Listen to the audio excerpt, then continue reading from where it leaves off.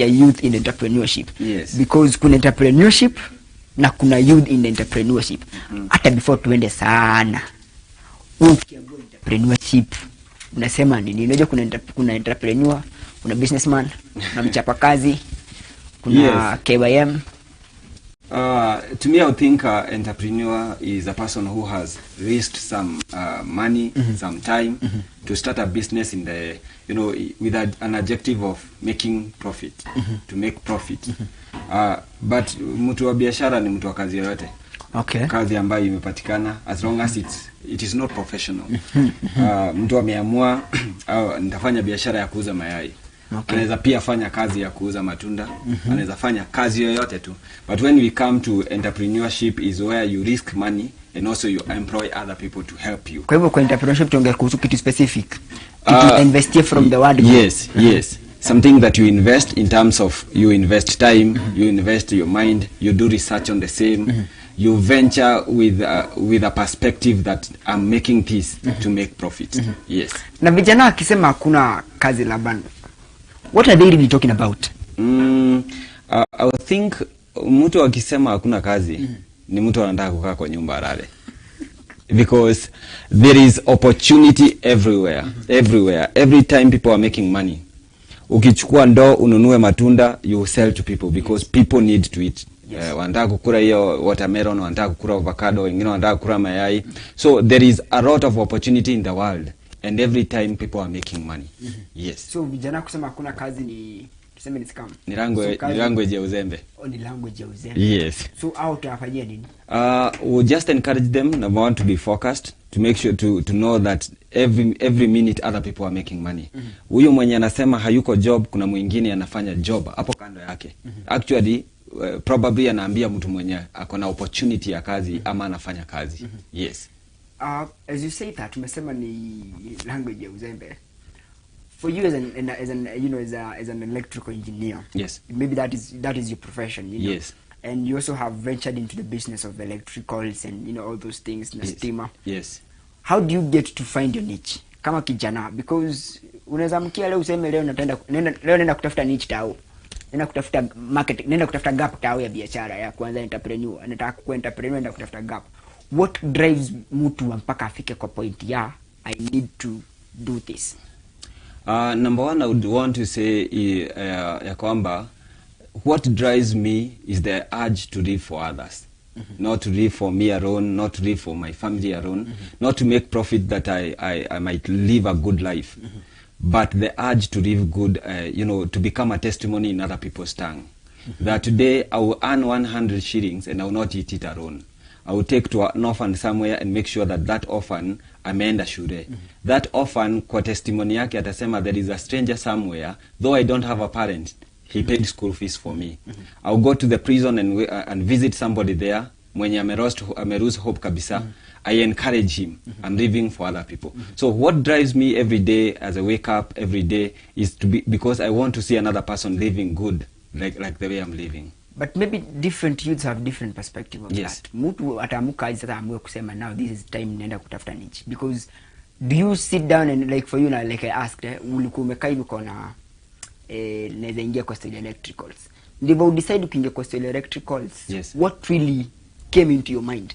Mbona ukuingia kwa kuuza tuseme cameras? Okay. Ama tuuze viti, furniture. Huku kwa Morara Kebaso. Number one, I would say it's passion. It's ni passion ni redevelop nikiwa a young person, nikiwa primary school, a young boy. Ni gain this passion from the work my dad alikuwa anafanya by then. So I would visit his workshop and and I engage and I get responsibility from him. So I developed a passion out of it. Na wakati nilipata opportunity ya kusoma, though my father wanted me to do a different course, he wanted me to be a soldier. Kwa sababu pia yeye alikuwa soldier. But I had this force. Mulibishana na soldier? Yes, tulikuwa tunabishana na soldier. Ukaambia soldier utaki kuwa soldier? Akikuwa home alikuwa baba. So I developed that passion, and when I got an opportunity, to develop academically, I decided to venture in it, and I made it. I first worked with Fairmont and Norfolk in Nairobi. I did joined Kenya Power. Yes. I didn't get my fulfillment because I was not in touch with my generation. So I had to quit that job and start my own company. And from there, I've lived to fulfill the destiny of many other people. Before tukuja tu Laban, before sasa hata wewe quit, you are somewhere ukamu quit, you want to start Laban Electricals. Now you want to tuongee sasa kama mtu mwenye alikuwa amesema hakuna kazi. Yes. You know, we want to have that conversation now. Nimekaa hapa hivi nikasikiza Laban amesema kusema hakuna kazi ni language ya uzembe. What am I supposed to do as a person? How am I supposed to know that this is hapa naweza uza stima, for example, hapa naweza uza avocado, nafaa kuwa naangalia what am I supposed to be looking out for such things? I think the inward conviction ambayo inakuambiaga I can do this better than this. Like for instance, kuna watu wako graced differently.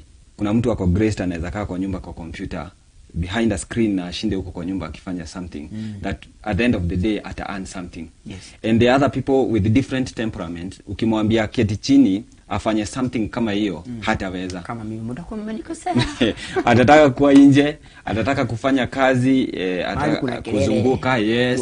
Atataka kuongea na watu. Huyo mtu wa kuongea tukimwambia kae mahali chini kwa ofisi ambapo hatutaki kuona kelele, he might not achieve nothing. Yes. But if huyo mtu akona inward conviction that mimi nitaingia kwa stima na nikiguza stima naweza ifunga hata for free.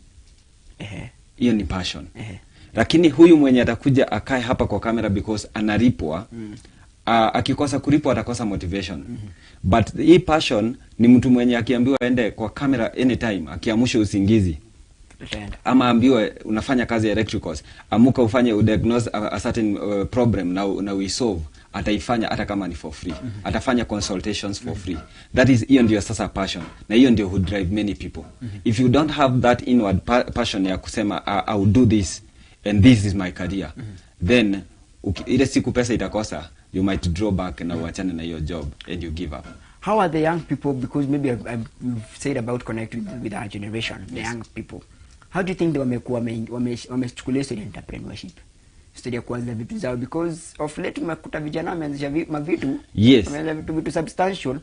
What do you think is happening for the young people wanataka kuwa entrepreneurs? Unakuta wengi wanataka kuwa self-employed. Yes. Most of the young people. What is bringing that in entrepreneurship? I would say there is a revolution in terms now in technology, because now young people are in technology. Wanakaa kwa nyumba wanatengeneza tu vitu na computers, wengine wanakaa wanatap the screen, wengine content creation yes. Na kuna wengine pia wameamua kufanya kitu kingine, naona wakisema ni kandege, kuna kandege kanaendesha somewhere. Uche hiyo kidogo kanaleta uzembe na ukora. Yes. So unapata young people, most of the young people hawataki kufanya hizi hard jobs. Hawataki kujituma in terms of kazi za kuchoka, wanataka watengeneze kucha washinde tu kwa nyumba wakifanya utoto vitu. But at the end of the day, hii si career, it is not a skill that umeran ya ufanye hii job. It's something that is trending, na something that is trending sometimes inafika mwisho. Yes, it's timely. Inaishanga. So I would encourage every young person out there, number one, run a skill. So tuseme kukosa skill ndio inafanya vijana wasiingie kwa entrepreneurship. Yes. Na tuseme entrepreneurship inahitaji a certain skill. Yes. Huwezi tu amka tu kuingia kuwa an entrepreneur. Yes. Ile utaskill. Lazima urana a skill. Alafu number 2, lazima ujitume. Yes, kujituma. Lazima ukuwe na hiyo option ya ati au take a risk and I will not mind the outcome. Because even most young people, we don't want to take a risk. Kila mtu anataka kuamka every day a microwave. Unapata laptop, unanunua simu ya 100,000, unataka uendeshe gari fulani, but you have not invested anything in yourself that can sustain that income.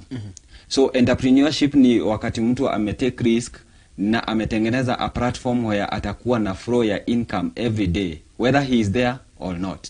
Yes. So presence yake ama absence bado it might not matter. Yes. Tunaweza sema vijana wameaffectwa na technology pia in a bad way, because about what you're talking about availability of gadgets, availability of internet technology, all those things. Na inafanya watu waache kulearn skills. Yes. Whereas on the other hand kuna wenye wanatumia hizo vitu kulearn skill. Yes. Kuna watu ambao wametake hiyo story ya gadget na technology in a bad way. Yes. Kwa sababu unajua sasa tukisema we are working online, all of us who be giving us services zenye tunataka tufixiwe bulb somewhere offline, yes. Because this technology will not fix kazi ya mkono mahali. In as much as you have technology, but unahitaji mkono. Yes, tunahitaji watu wa mkono. Na every young person nowadays, there is that trend that we are working from home. Because COVID ilitupea that opportunity. And now we discovered that everyone can work from home. But we also need people who are giving hard jobs za mkono. Tunataka mtu akuja fix computer hiyo ifanye. Kunataka mtu mwingine akuje afanye service ya kitu fulani. Yes, mwingine akuje apiga rangi, mwingine akuje afanye something. But all of us, if tumeenda kwa technology, then we are influenced in a wrong way. There is this other group yenye tunatengeneza online, tunatengeneza ma content. Si content zote zinalipa. Na before hiyo content ianze kulipa, utakuwa ukitudanganya na unalive maisha yenye si yako. And because many people want to live celebrity, and every person who is online anataka kukuwa celeb, anataka kuwa celebrated, but the income yenye ina commanding that celebrity is not in you. So you be lying to us. Yes, you be lying to us, you be conning us because you want to live that life. And you know, most of our youth wako in depression. Most of our youth wako kwa drugs because you want to sustain a certain lifestyle that you cannot afford. You want to live in a luxurious house that you cannot pay. You want to drive a car hire. Utakuambia umenunua gari, si tunaonaga huko TikTok na kwingine na Facebook. Mtu ameenda amehaya gari, anataka akuje atuambie ni yetu, I customize number plate, kumbe ni kahaya. Wakati itakujiwa, jamaa anashikwa na depression. Because we are living a fake lifestyle as young people. Yes. Kuna historia kujituma Laban. Yes. Na kuna hii aspect ya pia kukuwa na masomo. Yes. For instance, you are an electrical engineer rather, yes, by profession. Ni kitu umesomea. Alafu pia unajituma kwa the same field. Ni mistake gani vijana wanafanya akifanya masomo, alafu hajitumi kwa hiyo kitu alisomea? What is happening? Unapata mtu anamaliza shule anasema kazi ni kazi. Badala ya kujituma kwa what they studied. What is really happening? Kuna that disconnect. Mtu anaenda anamaliza degree. Yes. Kuna sikia mpaka kuna statement yenye inasemekana, wewe maliza degree yako, weka nyumbani, kuja hustle kama drop out. What is really bringing out that? Okay. In young people. In young people, we want things that are happening very fast. And it will never happen. It has never happened anywhere in the world. You remember the story of Jesus. He gave the talents. One was given 5, another one was given 4, another one was given 1. Then kuenda alirudi because he wanted to know, after I give you an opportunity, nimekutuma shule uende usome a certain course, I've given you an opportunity. That opportunity, I want to see what you'll do with it. So you remember the person who was given 5, alienda akatrade these 5 talents, akapata 10. Huyu mwingine akapata the double of the same. Mwenye alipewa moja, alichukua akaenda akaficha somewhere. The same way, huyu mwenye amepewa certificate akaiacha nje, alafu akasema acha nikuwe hasra. Initially hajakuwa hasra kwa sababu hana opportunity. Yes. Amekuwa hasra kwa sababu anaogopa ku face the world. So amechukua talent yake akaenda akaihide somewhere. God will still come and ask you, what did you do with this talent that I gave you? And you remember the ending of that story inasema ati wakati alikuja akawaambia huyu ndio amepata nilimpea 5 na akona 10 saa hii. Aliambiwa, come in my faithful servant. I will make you the ruler of the world. The other person mwenye amekuja na double of the same, aliambiwa come in here, you faithful servant. I will make you the ruler of the world. Huyu mwingine aliitwa wicked person. Get out. Alifukuzwa nje. Na hata hiyo kidogo alikuwa nayo akanyang'anywa. That is why unapata jamaa amesoma kuna degree ya tuseme hata electrical engineer, yes, ama ni daktari somewhere. Lakini kwa sababu amekataa kujituma, anakuja tunampea kazi ya mjengo. Inaitwa kazi yoyote. Ukikuja kuomba kazi unaomba kazi yoyote, nipe kazi yoyote. Because you took your talent, mzazi amefanya due diligence, amekulipia school fees, umeperform, uko na degree yako, but umekosa ile zeal ya kwenda kujituma. So tutakuita wicked, tukuje tukupea kazi ya mjengo because you have refused to work out your talent. Maybe you can also unwind on this term kazi yoyote. Yes. When young people are saying kazi yoyote too, what are they really looking for? Kuna mwenye anatafuta kazi yoyote ndivyo apate ya footing ya kupata kujituma because things happen. Yes. Na kuna mwenye anasema kazi yote because si kazi yote tu. what do they really mean? What are the dimensions of hii kazi yoyote that are brought out? If a person comes to my premises aniulize nataka kazi, nimuulize kazi gani, aniambie kazi yoyote. Number one, najuanga huyo ni mtu nitampea kazi, naweza mpea kazi ya kufagia, ni kazi yoyote. Ni kazi yoyote. Na wakati umeita kazi yoyote, you degrade your negotiation value. Negotiation value.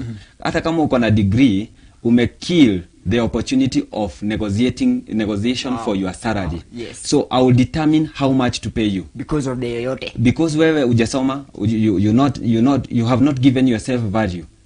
You are sabotaging your own. Wow. You are sabotaging your education, your value, the value that you are bringing in the company. So I will pay you by the way I want. So wewe umesoma, uko na degree, you are the person fit for the job, lakini you have kill your negotiation value. So every time umekuja umesema kazi yoyote, you cannot bargain even for the salary. I will pay you the way I want. So maybe mle kuja kuuliza kazi anafaa kuapproach aje hiyo story. Number one, you're supposed to approach with wisdom. Number one, sit down, wewe jua kitu umesomea, hii ndio nimesomea. Nikiingia kwa hiyo panel, nitaenda kuconvince them how the value I will bring kwa hii table. Sitakuja ati sina job, I will come to negotiate the value that I'm bringing in the business. So if my value, like for instance of an accountant, ni kuonyesha venye nita grow your business to a certain level of income, you pay me because I'm adding value kwa hii. It is not that I'm looking for an opportunity. I'm looking an opportunity just to work. I'm looking for an opportunity to raise the value of your business. So you pay me according to the value that I'm adding in your business. So tunasema history entrepreneurship lazima kwanza ujue story ya value. Yes. Kwanza uelewe value yako mwenyewe. Yes. And the value that you can offer. Yes. Hii value inagejiwa na value inagejiwa na the kind of investment that you have put in yourself. The time, like you mentioned, time, yes. Skill, learning a skill, na communication value, now the research that you have done for the business, the value that ile value unakuja nayo ni wewe. You're coming, honesty is the value that you're adding to this business. That because of my honesty, the business itakuwa trusted na many people. Because I've added the value of marketing, I will increase the customer base for this business. Yes. Because I'm coming with a I'm intelligent, najua kucommunicate na customer, najua conflict resolution, yes. Najua all these managerial skills zenye naleta kwa biashara, it's value that will increase the income for this business. Na ni vitu nafaa kwa ukikuja tu mahali na zi outline. Unakuja na unaziweka tu kwa table. Maybe that is when we're talking about a job. Na wakati unaamua sasa kama mimi nataka kuwa kama Laban Electricals, na kuachana na historia huku hivi, ni quit. Niende nikaanze yangu. What happens when you decide, like for you now, what really pushed you to say, you know what, ni wakati wa stima? I will say this. Number one, there is a story in the Bible, I think in the book of 2 Chronicles chapter number 1 through hapo. Biblia inasema the queen of Sheba overheard the story of Solomon, the wisdom and excellence enye ilikuwa kwa house yake. Na alikuja just to view the way our wafanyikazi wake wanafanya kazi, the way they were dressed, the way they were serving tables, the way they were serving meat, the way, yani venye walikuwa wanabeba hadi wine. Alisikia story through her servants kuhusu huyo king wa another land, na alikuja kurun something from this person. Alikuja benchmarking. Yes. So every person mwenye akisikiza, because some of us we are referred kwenda kufanya kazi mahali fulani, like nitakuja nikufanyie job leo, uende urify my expertise to another person. This other person would want to hear huyu mtu mwenye ako anaongelelewa so highly, what is it that he is doing more than others. So they will come to look for this value that I will come to add in their company. And that is how people are poached. Utapata huyu anafanya kwa hii shop, na anaonekananga venye na serving customer, anaonekananga venye anapangaga duka, anaonekananga venye na advising the boss what to research on, what to add in the sales, unaona, venye ana keep books, atakuja kuangalia aseme this is the right person for my business. And therefore the value that you are coming to add to this other business, uko na negotiation value, kwa sababu ukiniita kwa sababu nafanya job fulani vizuri, utakuja kuona huyu jamaa hafai kulipo hii pesa. I will add him this much of money so that he can come. So you are also paying for the value. Yes. We're having this conversation on youth and entrepreneurship, and Laban is telling us about the value that you need to put on yourself first before you get into any venture. So what value are you putting on yourself? Ask yourself that question as you take this short break. We'll be coming back with this conversation and much more. We're having Laban Mwaniki with us here from Laban Electricals. He is an entrepreneur as well and also an electrical engineer. So we'll having this and much more when you come back, so don't go away.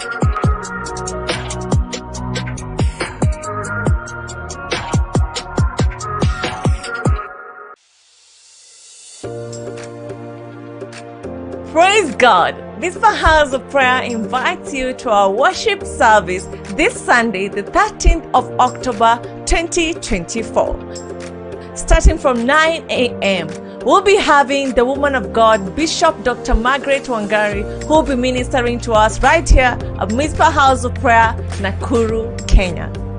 Mizpah House of Prayer is just 14 kilometers from Nakuru town along Nakuru-Nyahururu Highway. All are welcome. Tukutane Church. Welcome to Mizpah House of Prayer, a space for all people and denominations, a house of prayer, fasting, worship, prophetic and pastoral guidance. We offer facilities such as prayer cells and resting rooms for short or extended stays. We're located in Bahati, Nakuru, just 14 kilometers from Nakuru town along the Nakuru-Nyahururu Highway. Welcome. We cannot wait to host you. We are here for you, your family, the church, and the nation.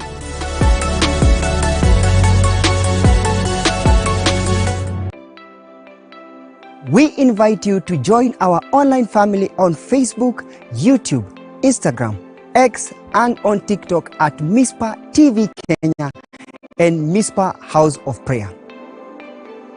And now we have great news. You can watch Mizpah TV anywhere on Twitch app, which is available on Google Play Store and Apple Store.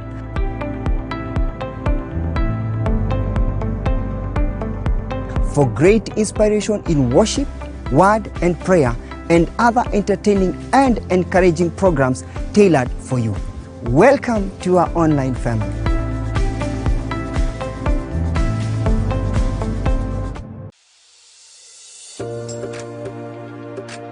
Praise God! Mizpah House of Prayer invites you to our worship service this Sunday, the 13th of October 2024.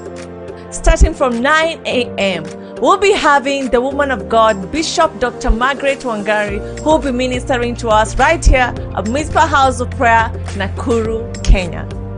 Mizpah House of Prayer is just 14 kilometers from Nakuru town along Nakuru-Nyahururu Highway. All are welcome. Tukutane Church.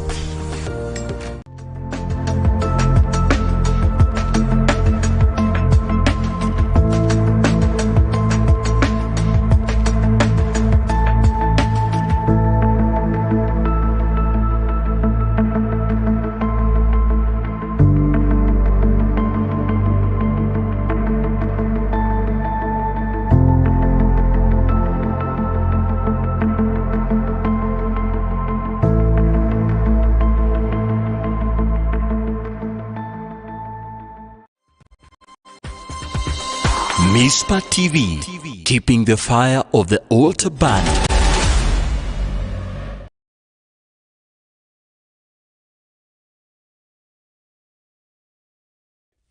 Youth in entrepreneurship is a conversation we are having today on Sifa Sato, and we are honored to have Laban Mwaniki with us here. He is an entrepreneur, and we've tackled part of this conversation. And right now we're getting into, we're getting even deeper so that we get to understand, sisi kama vijana, what do we do in terms of getting, tukiamua kuingia history ya kuingia kwa biashara. And maybe welcome back, Mr. Laban. Thank you. And I want to ask this question. Mtu akiamua ku-entrepreneur, anaruka tu ama anakunenda aje? Do you wake up today and decide na ku-entrepreneur, na nataka kuuza stima, afu unafungua kwa kibanda unaanza unanunua bulb unakuja kuweka hapo? What happens? What are some of the strategies maybe mtu akitaka kuingia kwa entrepreneurship anatumia to venture into such a place? Okay, I will say you don't wake up one day na useme kuanzia leo naanza kuuza vitu vya stima ama nitaingia kwa biashara fulani. There are many things that are involved together with it. Yes. Number one, utafanya research. The kind of business wenye unataka kuweka, utaangalia the site, utaangalia unataka kuuzia kina nani. Because kama unataka kuanza for instance kazi ya kuuza nguo, utaangalia the site yenye unataka kuuza, utauzia kina nani. Because huwezi uza hizi nguo za naonanga wasichana wamevaa, zinaitwa crop top. Huwezi uzia wazazi. So kama unataka kufungua biashara kama hiyo, you must look a college somewhere, a center somewhere where most young people wanaenda kukaa. Yes. Ni kama kuuza sweta Mombasa. Yes, ni kama kuuza sweta Mombasa ama blanketi. You're sure that no matter the investment you make hapo, nobody will come to buy it. It's not much of a deal. Yes, unless mtu anaenda kutembea up countries. Oh yes. Anunue aende nazo. Kama zawadi. Yes, kama zawadi. So you have to do, a lot of research. You also have to look the kind of people, the population yenye unakuja kufanyia biashara hiyo. Another thing you must look is the motivation yenye inakuwa ndani yako. There is an inside motivation yenye this is my thing. Yes. No matter the challenge yenye itakuja na hii biashara, this is my thing. Yes. And therefore even if you are investing, you must invest wisely as a young person. So you see that entrepreneurship, you take a lot of risk. Ni pesa umechukua ukaenda ukanunua product na ukakuja ukaiweka kwa shelf waiting that there is a person who really need this thing atakuja kununua hapa. So if you don't have an inbuilt motivation yenye inatoka ndani yako, ambayo even if I don't sell today, I will still have a motivation that will tell me tomorrow wake up, dust off and come back to the same place and sit down and wait for that customer to come. So that you must have an internal motivation yenye itakwambia hii risk nafanya hapa haitaniua. Juu kuna biashara pia unaweza weka risk, uweke pesa mingi hapo ikuwe ni risk ambayo itakuletea depression. Because many people tumeona hata watu mtu wamefungua biashara, it is not picking up. Umeenda ukatafuta site mbaya, ukaenda ukanunua kwa railway, ukajenga ukafanya advert zote mzuri, but sasa umejenga in a wrong ground. Kwa hivyo wenyewe wakikuja they come and pick back their land. Another thing that I think that young people should do is you should invest in yourself. As much as you want to build a business and a good entrepreneurship, you must invest in yourself. You must invest in communication. You must invest in business strategies, how to attract customers. Who do you employ? Because many people, also young people, tunataka tusaidia watu wetu, and therefore look for a beautiful cousin of mine who cannot deliver. So you employ a relative that is not delivering. Yes. You must also you must employ competence. Yes. Kwa sababu if you employ, like for instance, I have workers in the shop. Those workers must be smarter than me. They must be smarter than me. I cannot, to avoid micromanaging them, I cannot employ a smart person, then I show her or him what to do. Yes. They must know what to do. They must be smarter than me. And therefore, when nikiku-employ, I should not know what you are supposed to do more than yourself. That means that you must be skillful, you must be competent more than me, you lazima ujitume kwa hiyo kazi kunishinda. Goes back to investing in yourself. Yes. Kuna hii notion, kuna mtu alikuwa kuja akaniuliza, we talked about some of the things that happen in entrepreneurship. Tulikuwa tunatafuta samaki. Yes. And this person akaniambia samaki zinapatikananga kona fulani. And nikauliza mbona basi wamepanga samaki kama watu 5 wako samaki. And they told me, now you see this area inajulikana na samaki. So if people want to fish, wanaendaga hapo. So business here is good. Kuna competition ndio because there are so many people that are selling samaki. But the environment wamepatia the notion ya hapa ndipo place ya samaki. So kena kuweka samaki place nyingine inakuwa an issue. What does that, you in terms of location, how does that really come up in terms of strategy? Why would you go to a very competitive area for the sake of your business? Now, the reason why you should go to that place when your competition is stiff, it is because you must grow yourself to a point that you can compete with them. Number one, you must build your brand more than them so that every customer will locate you. Number one, let me give you an example. You know Tesla. Tesla is a car owned by Elon Musk. In their kwa strategy yao ya marketing, they have zero budget for that. Unlike Toyota, when you invest heavily kwa market, lakini ukiangalia sales za Tesla na za Toyota, za Tesla zinakuwaga high notch every time. Because Elon Musk invest kwa brand, alijibuild as a brand, aka invest in that brand that no other competitor can beat him in the market. Now, if today I want to sell, like for instance, I want to sell iPads, I must venture in this, nifanye research, niingie kwa hiyo business to a point that I'm the last person mwenye mtu akisema I'm the first person mtu akisema nataka iPad, people will come to my shop because I've built this brand in terms of honesty, in terms of delivering, in terms of this quality yenye nauza.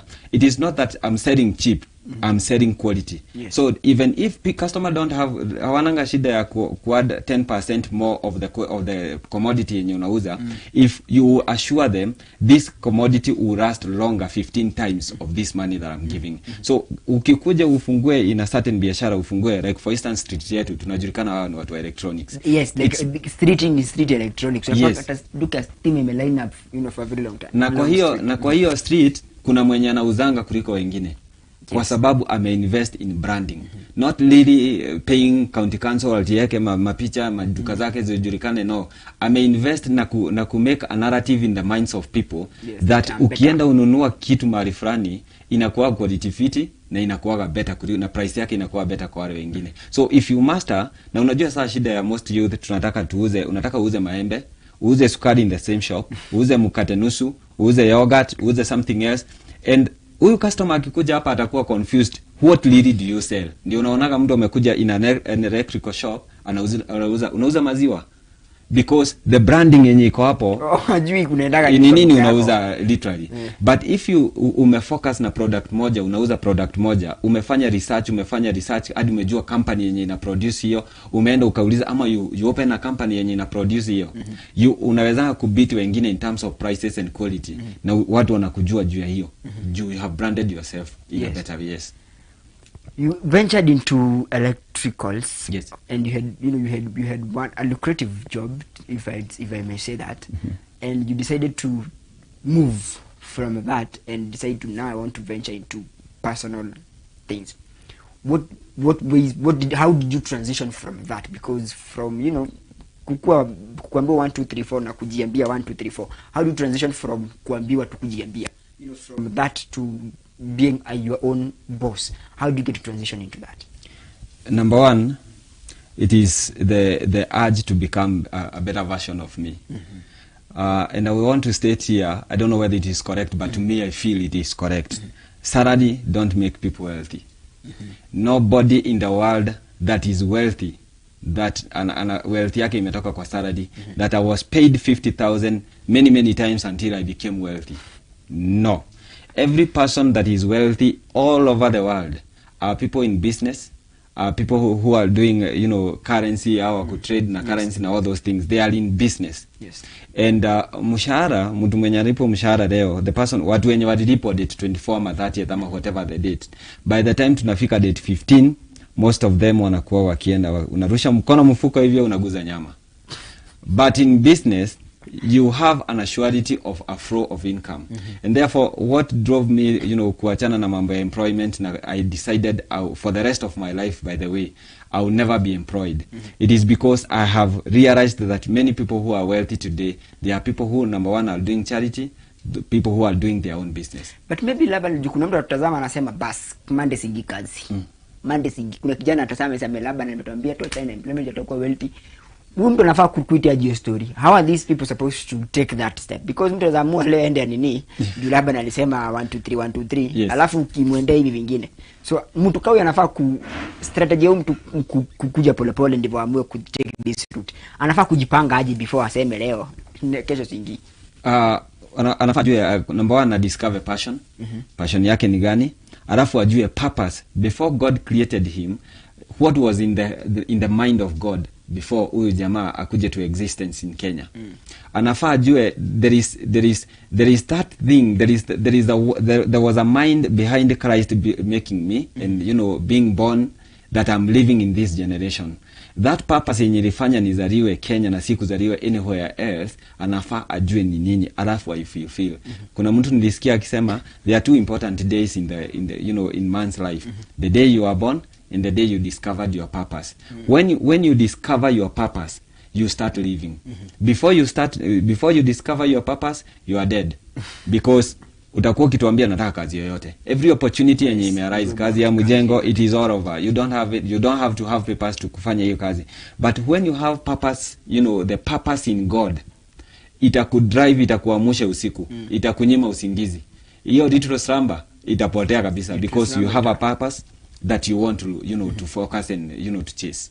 Yes. Maybe for yourself, or maybe for somebody that's trying to venture into being an entrepreneur as a young person, what are some of the things zinaweza mtatiza anafaa kuingia kwa entrepreneurship akijua?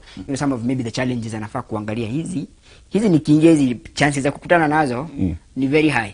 What kama gani mtu anafaa kujua hii nikiingia chances mimi kupatana na hizi challenges? So what are some of those things that get to hinder people from getting into entrepreneurship? Number 1 is lack of preparedness. You want to do something because you saw Laban is driving well in a certain area, na ukaamua sinikuza bulb tu, sinikutafuta tu mahali hivyo kanyumba nikapange hivyo nipake rangi, nipange stima na socket. Nipange stima na socket. Itakudiscourage tremendously. Na nijaze makebo na nijue kwenda Kiswahili ya kuambia watu na niko na parayasi mbili ya kukata. Na meno ya kufanya meno niko na kuma. Yes. If you don't, number 2, invest well in yourself, in terms of boldness. Kwa sababu hata kuanzisha hiyo biashara inataka ukue bold. Hata kuquit mahali huko. Hata mahali huko unajua unaquitingi na ujui kwenye unaenda kama na uko sure, because au just start ukajua. Number 2, unaenda ku spend all your savings kwa biashara ambayo ujui kama itapick. Yes. Lazima ujue government yetu inatuenjoyingi. Haina praise ya young people. There is no praise for young people in terms of even business. In the marketplace, we don't have a praise for young people. Ukienda biashara, you are competing with your parents, your grandfather that invested for his children's children, and you are coming, and the background that you come from hawana history yoyote ya kufanya biashara. So number 1, you are deliverer when you Joseph wenu, when you uko prison, na lazima utoke hapo na testimony. And therefore it is do or die. Ukiingia kwa biashara atunaga ku give up. Lazima uamke. Unaamkanga every day ukiwa charged up that I must make it today and I must make it. Whether today kazi iko sawa, tomorrow una wake up na uambii neighbor haukuuza jana na unakuja kwa hiyo biashara like no other day before. So you must have that zeal, an internal conviction that lazima hii kitu ifanye, inafanya na lazima ikue hivyo, because you have purpose to make in life. Yes. So mtu anakuja apata na challenges kama mtu tuseme nataka kuingia, for example nataka kuingia kwa studio electricals, naamua nataka kufungua business. Nafaa kuangalia nini naweza kutana na nini challenges kama naweza kutana nazo, niseme hii naweza kutana nayo, maybe capital wise or something, I don't know, something around that could really hinder somebody from inaweza fanya mtu rethink history ya ku entrepreneur. Okay. Number 1, lazima ukue na a very heavy funding. Ndio set up. So capital ni issue. Capital lazima ikuwe issue hapo. Lakini I would encourage a youth, si lazima pia ukue na hiyo capital kubwa. You can invest kwa friends. Kuna watu you must okay, lazima ukue honest number 1, so that ukikuja ni approach uniambie nataka kuanzisha biashara fulani, unaweza nipatia material niuze. Because for my case, like if I give an example, I started my business with 5,000. If 5,000 you understand haiwezi jenga chef, haiwezi nunua counter, haiwezi jenga nothing. There is nothing it can do really to say. But if 5,000 nilichukua nikaipelekea one of my trusted person, nikamwambia mimi nataka kuanza hii biashara na nataka niko na hii 5,000, na yeye jamaa akakuwa na burden that what can I do to this young person mwenye ako na passion ya kufanya kazi. So he went ahead and bought me a shop worth 350,000, anaitwa Kim's Electricals. Na Mungu ambariki sana. From there he alipeana instruction from one of his worker anipatie stock worth 200,000 ni stock pale. So out of 5,000 nilipata almost now 600,000, almost 500 and so something. Step one, you have friends that can kuwa na mabesti wote. Check your circle of friends. Check your circle. Hey. Kuwa na mabesti wenye wanaona the value in you. Because ukikuwa in the midst of 5 mediocre people, you'll be the 6th one. Mediocre. So ukikuwa na mabesti ambao wanaonanga value yako na wanaona potential that nikiguza huyu jamaa hivi huyu na yeye ameenda. It is from there that I also came to buy a premise worth 2 million. Kutoka kwa hiyo investment ya mtu mmoja. Okay, I paid the 200 lakini ile 350 aliniambia hiyo nikumbukage nayo. Hii nikumbukage nayo. Tunamnena mpaka sikia. Na tunaongelelea story yake saa hii. So I will say that invest in people who can help you in terms of unataka kuanza biashara. So and therefore uwezi jenga wealth peke yako. Wow. Uwezi jenga wealth peke yako, especially a beginner. It is impossible for you to start biashara peke yako. Juu huyu mzazi umemuitisha school fees, ingine una exaggerate ya shule na kupe pocket money, alafu sasa wakati wa biashara na yeye hajaweka biashara. Unaitisha biashara inaweza kuwa ngumu. So invest in friends wenye wanaweza kusaidia. That means that hiyo sasa ni social capital. Yes. Invest in social capital. Yes. Number 2, lazima ukue a good communicator. Nowadays lazima ukue a good communicator. Everything that you want, kama unataka kuchukua loan kwa bank, lazima ukue a good communicator. How do you prove that you have an income yenye inaweza sustain, yenye inaweza tengeneza credibility kwa bank wakupe pesa, wakutrust na hii pesa? So you must have a cash flow ambayo utaenda kupeleka statement yake kwa bank, either MPESA or something, yenye utapeleka kwa bank waone huyu jamaa tunaweza msupport na hii biashara ni legit. Number 3, lazima uinvest in honesty. Kwa sababu most young people we are not honest. Kuongea tu ukweli, honesty na sisi iko parallel. Lazima ukue honesty. Kwa sababu ukikuwa honest, people will trust you with their resources. Lakini kama nilikupea ile 2,000 yangu na kuitisha hadi leo, I cannot add more money there. Yes. So young people should also invest in honesty. Yes. And maybe as we get to wind up, I want to bring this question because you are a young person. Yes. You're also a young person, an entrepreneur, a minister, and also a family man. How do you get to balance these things? Juu unakuta mtu akianza kufinya laptop, familia haizi manage. Anabadilisha familia. Yes.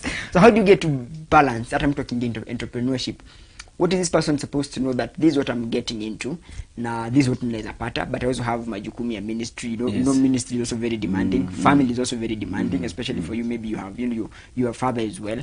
So how do you get to balance between now Laban Electricals, Minister Laban, na also Baba Nani?